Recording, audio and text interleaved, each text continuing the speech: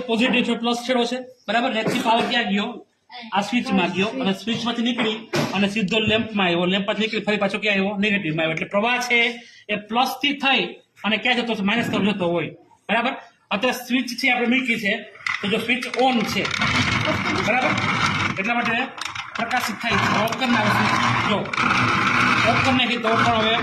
lamp પ્રકાશિત થતો નથી એનું કારણ શું કામ એવું થાય પ્રવાહ છે આપણો તો અહીંથી અટકાય છે જો ઓન કરી નાખે પછી પ્રવાહ ચાલુ જાય બરાબર એટલે આને કહેવાય પરિપથ શું કહેવાય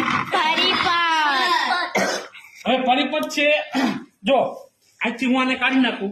તો આને આ પરિપથ તો છે પણ કેવો પરિપથ છે ખુલ્લો પરિપથ આ ખુલ્લો પરિપથ છે અહીંથી પ્રવાહ છે નીકળે છે પણ અહીંથી આગળ જતો નથી એટલે આ ખુલ્લો પરિપથ છે હવે આને કહેવાય બંધ પરિપથ બરાબર અત્યારે બંધ જ છે તે હા